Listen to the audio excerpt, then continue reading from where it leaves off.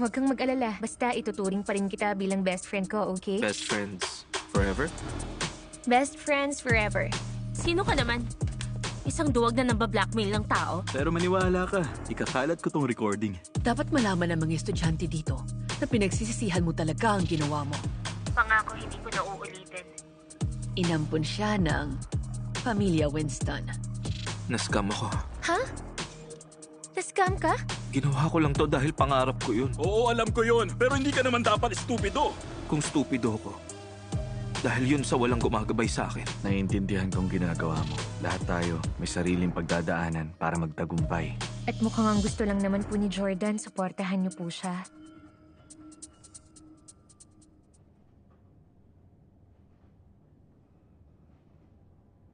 Salamat, Feli.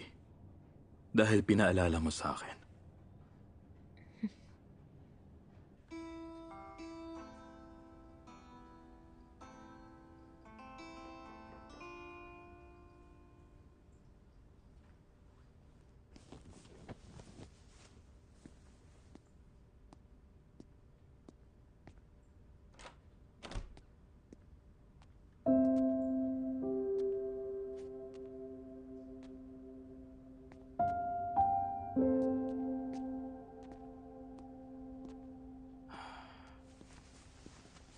Ngayon ko lang na-realize na matagal na rin akong di pumasok dito.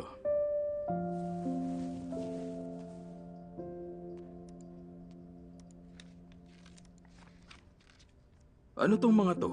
Mga kanta mo lahat to?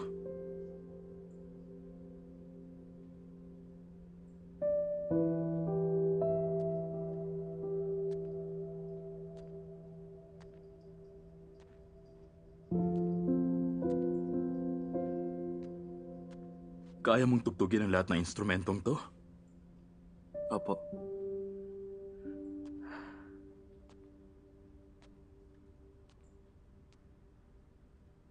Ipinagmamalaki kita, Jordan. Proud ako sa'yo. Pasensya ka na kung di ko napapakita sa'yo yun.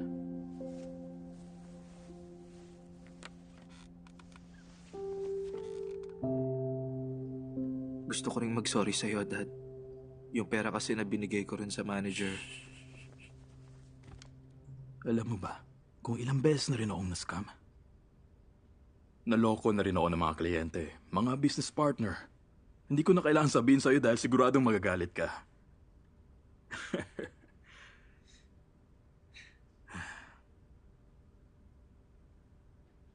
Pwede ka bang kumanta ng isang kanta para sa akin? Ngayon na? Oo.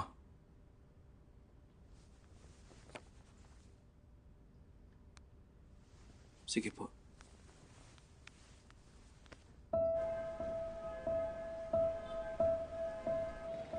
Guys, tingnan nyo oh. Nakita ko na, nasa social media na yan eh. Isang journalist daw ang nakakuha sa info na to nung magsusulat siya ng article tungkol kay Mr. Johan. Totoo ba yan? Kakaloka naman yan. Hindi ko akalain na isa pala siyang anak sa labas.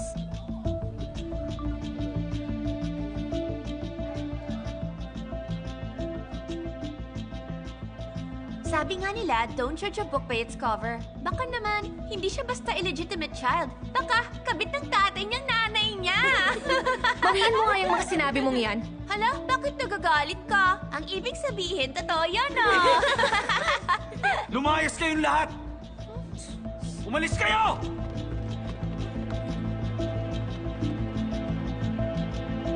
Yan bang dahilan kaya gusto siyang ampunin ni Dad?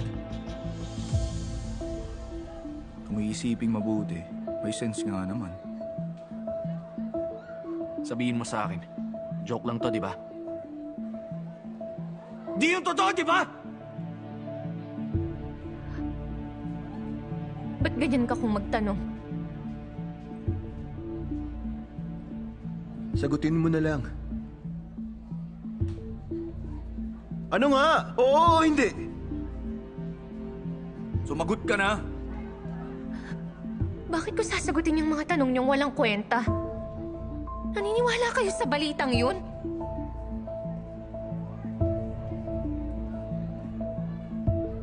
Feli,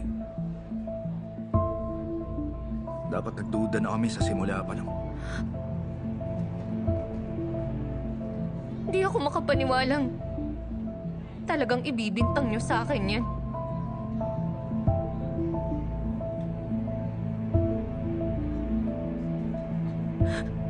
Ang sasama ng ugali niyo. Feli.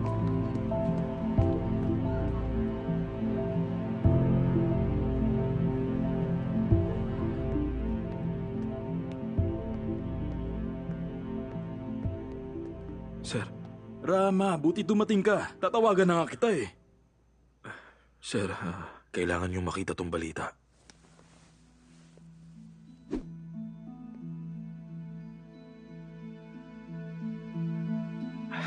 Saka, viral na ngayon ang balitang yan.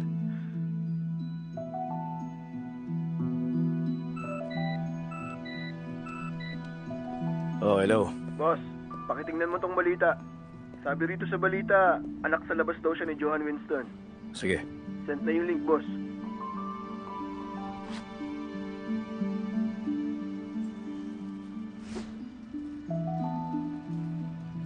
Nakita niyo, boss? Siya ba si Felicia?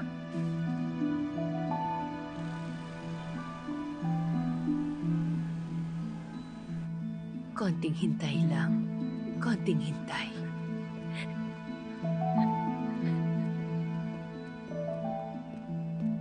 Ma'am? Okay. Salamat. Maraming salamat, ha? Sir, ano pong maipaglilingkod ko sa inyo? Ano kasi,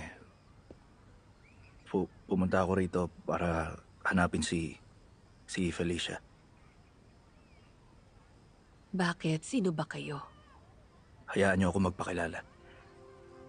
Ako si Andreas Geralda. Ang biological father ni Felicia.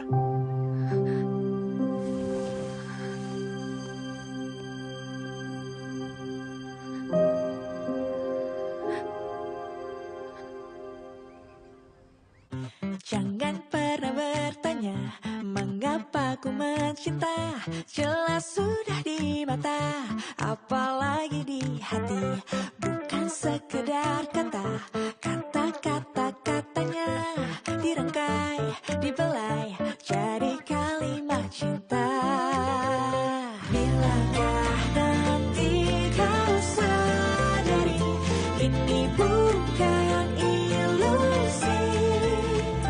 Mungkin terlalu indah, yakinlah bukanlah mimpi di hati. Wajar saja bila seluruh dunia mengenali paras elokku bawa dewa-dewi yang menjelma ke dunia jadi manusia. Layaknya kamu buat cinta makin menggila lagi. Yang kwintas mong paru-paro. Ako ang bumili niyan.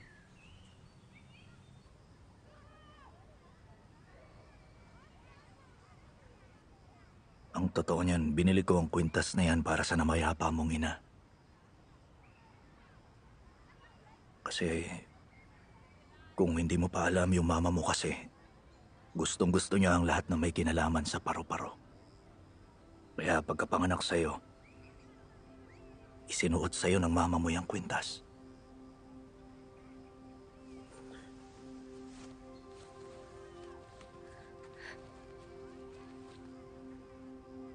Tingnan mo yan. Kami yan ang mama mo. Ikaw yung baby na karga namin.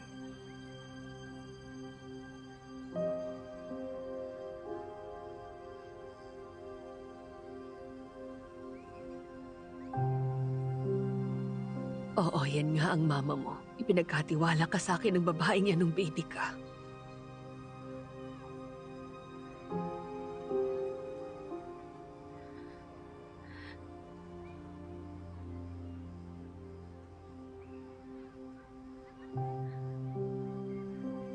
Una sa lahat, gusto kong humingi ng tawad sa'yo.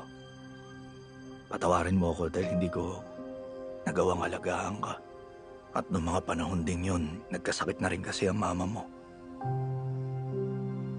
Kaya napilitan kami na iiwan ka rito. Hindi ko malilimutan ang araw na yun. Nung araw na yun, hanggang doon lang ako sa parking. Naghintay lang ako ron. Kasi hindi ko kayang panoorin habang iniiwan ka namin sa ampunan. Sobrang sakit sa akin nun.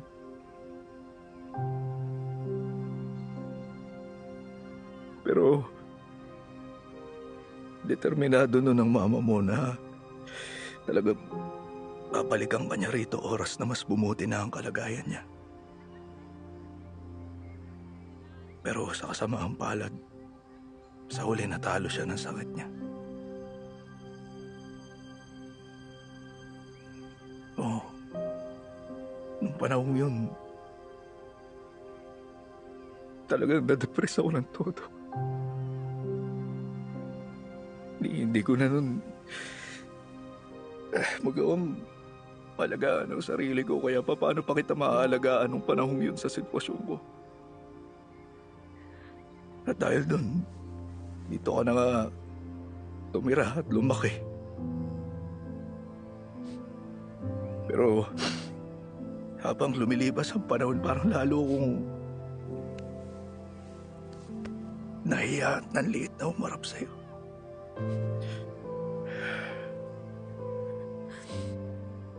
Kaya inuulit ko, patawarin mo sana ako. Pero ngayon, masasabi kong meron na akong kakayahan para makapagsimula ng panibagong buhay kasama ang nag-iisang miyembro ng pamilya na natitira sa akin. Sana mapatawad mo ako, Feli. Sorry na iniwan kita rito ng matagal.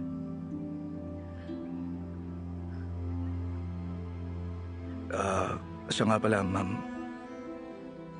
Pwede ko bang malaman kung meron ng pamilya na kasalukuyang nagbabalak na umampon at tumanggap kay Felicia?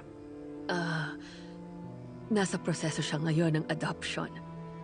Pero depende rin yun kay Feli.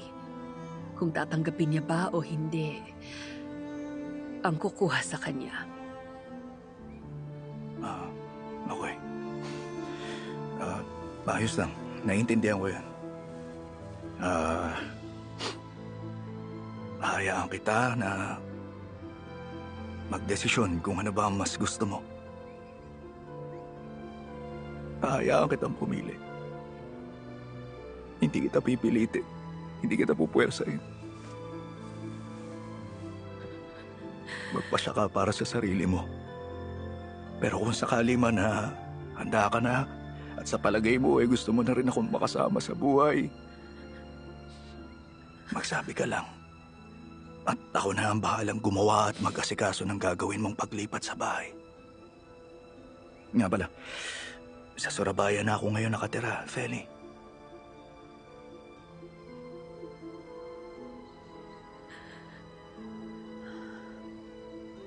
Sorry po. Pero kailangan ko pa ng panahon.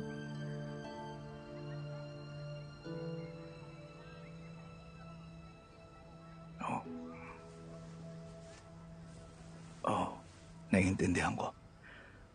Okay lang yun, Feli. Okay lang. Ito,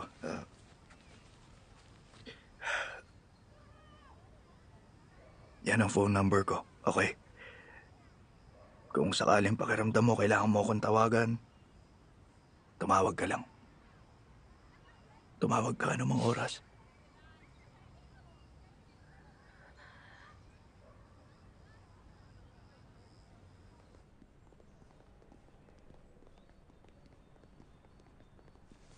Nasaan si Feli? Alam niyo ba yung nangyayari?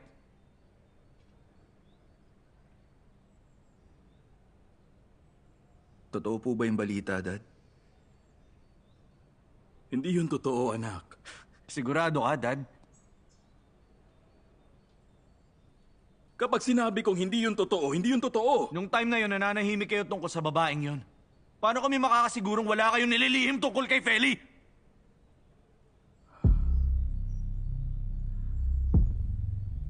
Okay, sige. Konting hintay lang. Papunta na ako dyan.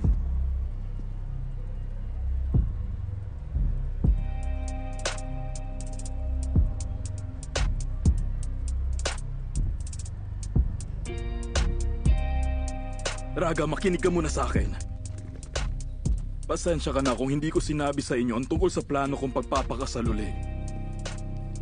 Hindi talaga kami mahalaga sa buhay ninyo, no, Dad? Alam mong hindi totoo yan. Ang totoo kaya hindi ko sinabi sa inyo agad. Dahil hindi pa ako handa sa magiging judgment niyo sa akin. Kaya pinili niyong wag na lang sabihin. Magpapakasal na lang kayo agad?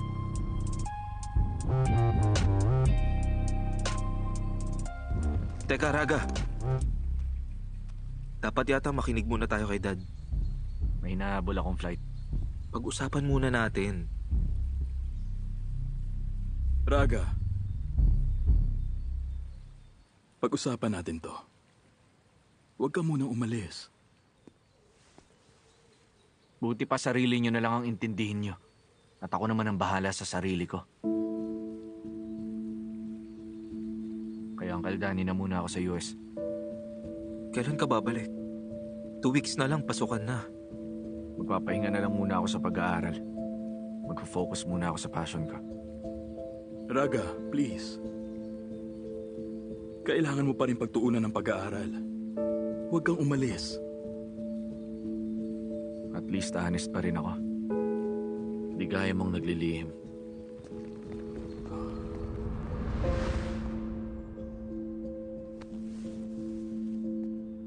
Kagaya ng sinabi ko kanina, hindi totoo yung balita. Palagi namang kaligayahan nyo ang priority ko, di ba? At yung plano kong pag-ampun kay Feli, hindi yun dahil sa balitang yun. Kundi pangarap namin ng mama nyo na magkaanak ng babae. At sigurado kong mas mapapabuti ang pamilya natin dahil sa presensya rito ni Feli. Ibig sabihin, yung balitang yun, Fake news! Hindi totoo! Maniwala kayo sa akin. Hindi totoo yung balita. So nagalit kami kay Feli nang walang rason.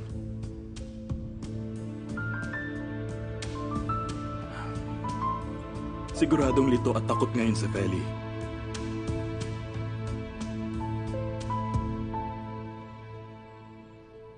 Nasaan ba siya ngayon? Alam niyo ba?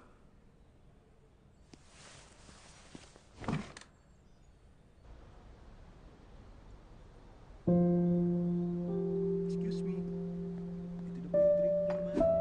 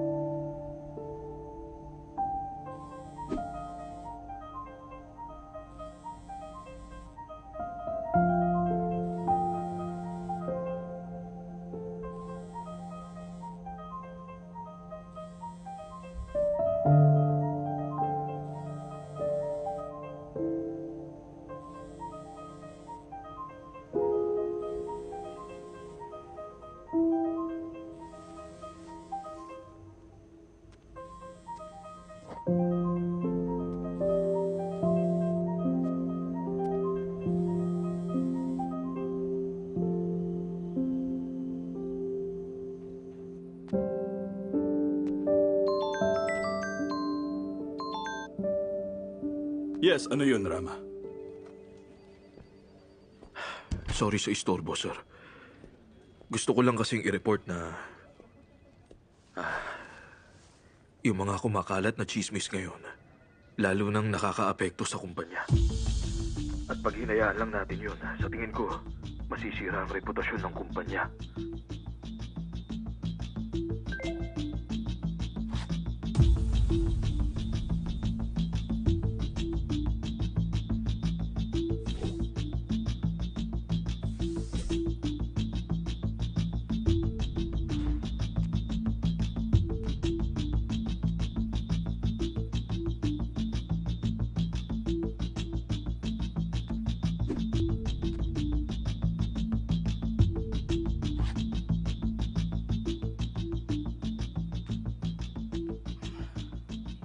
Gumawa ka ng clarification, Rama. At higit sa lahat, alamin mo kung sino nagpakalat ng fake news. Yes, sir.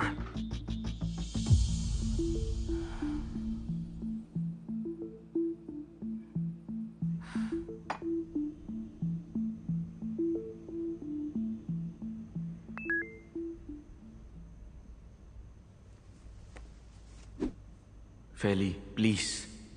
Umuwi ka na. Patawarin mo na ako.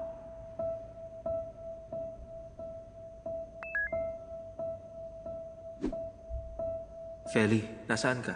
Nag-aalala na kami. Please, patawarin mo na kami. Naniniwala na kaming hindi totoo yung balita.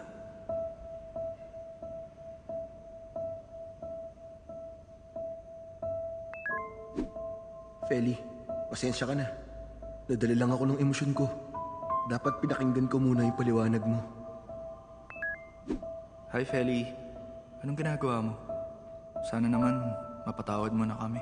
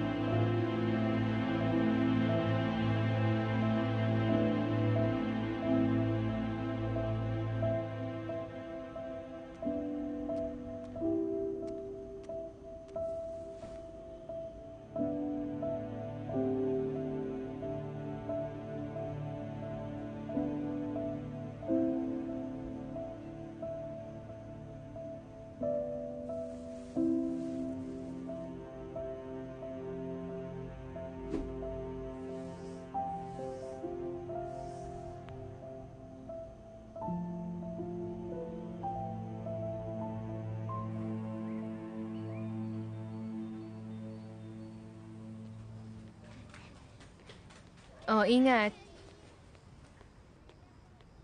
Feli? Saan ka pupunta? Pupunta po ako sa bahay ng mga Winston. Nag-isip ako kagabi.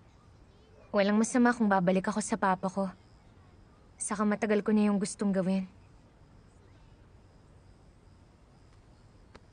Palagi kitang susuportahan sa anumang desisyon na gawin mo. Salamat po. Sasagutin ko lang. Hello, Raga. Feli, sa wakas sumagot ka rin. Nasaan ka?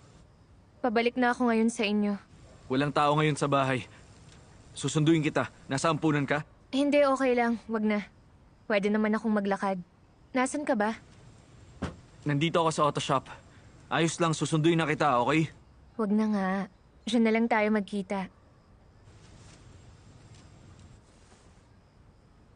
Alis na ako, Miss Ida. Sige, ingat ka, ha? Assalamualaikum. Salam.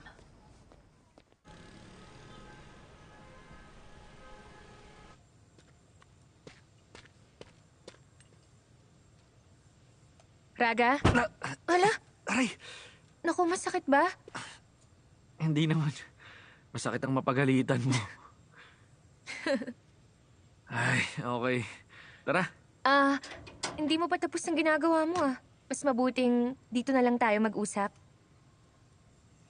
Pwede bang sa ibang lugar na lang? Ayoko naman panoorin mo ako habang gumagawa. Hindi, okay lang. Gusto kong pinapanood ka habang gumagawa.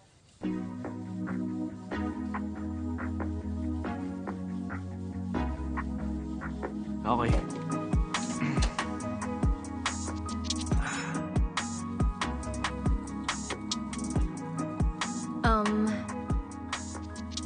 Yung tungkol sa mga kumakalat na chismis. Oo. Pinaliwanag na sa amin ni Dad ang lahat, kaya maliwanag na. Kaya hindi na kami naniniwala sa mga yon. Pasensya ka na talaga kung ginudge ka agad namin. Sorry talaga, Feli. Okay lang, naintindihan ko naman kayo. Pero, meron akong kailangang sabihin sa'yo. Tungkol sa naman.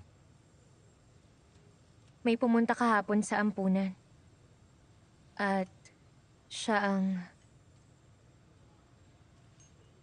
Siya ang tunay kong ama.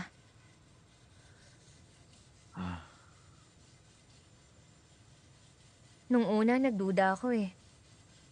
Pero matapos siyang magkwento at magpakita ng litrato nila ni Mama, naramdaman kong di siya nagsisinungaling. Sinabi rin ni Miss Ida na mama ko nga raw yung babaeng nasa litratong yun. Buti kung ganun. Ang kaso, meron akong bagay na kailangang sabihin sa'yo. Lilipat na ako sa Surabaya. Gusto ni Papa na sumama na ako sa kanya. Lilipat ka na sa Surabaya? Ngayon na? Susunduin ako ni Papa bukas.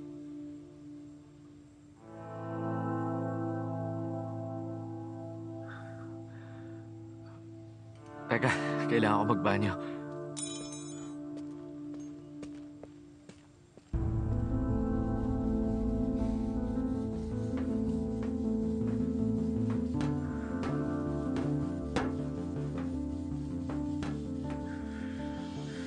Kumalma ka lang, Raga. Kailangan mo suportahan ang desisyon ni Feli. Huwag kang maging selfish.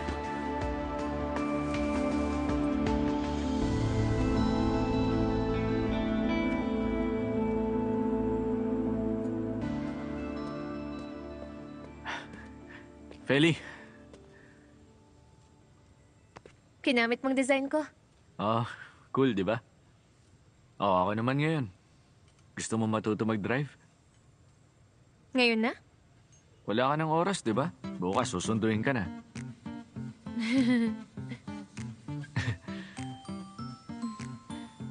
Tara, sakay na.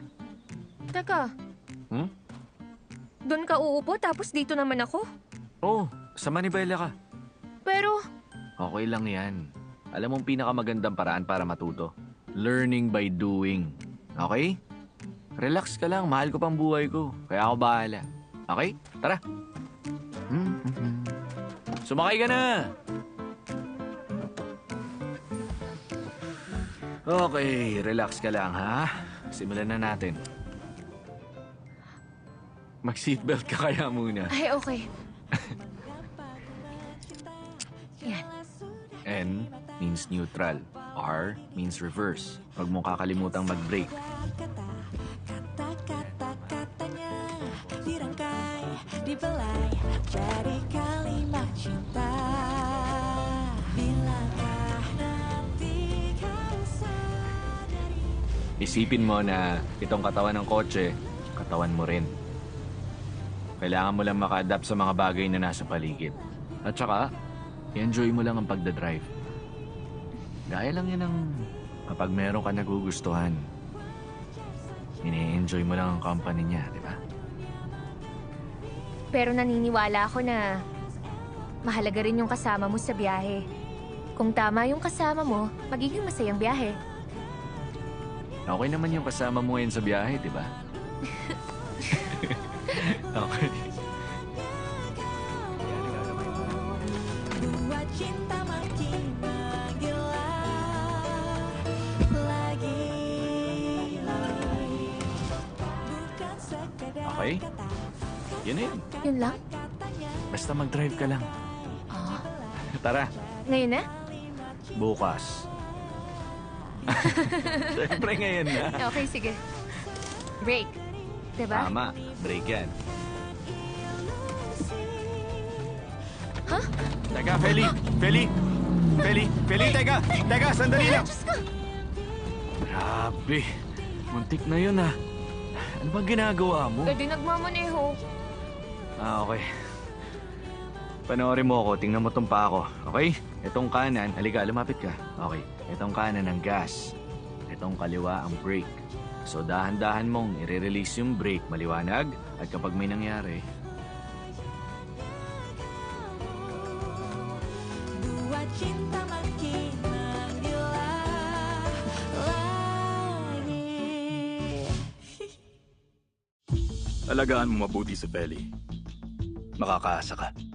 sobrang sakit pala ang makita na umalis sa mga taong mahal natin. Gusto mo ba talaga siya? Bakit tayo nandito? Ang sabi niyo sa Surabaya. Hinanda ko to bilang sorpresa. Naisip kong maganda siguro kung magbakasyon muna tayong dalawa. At ang una mong gagawin ay i-check ang profile ni Mr. Andreas. Kung siya ba ang biological father ni Feli o hindi.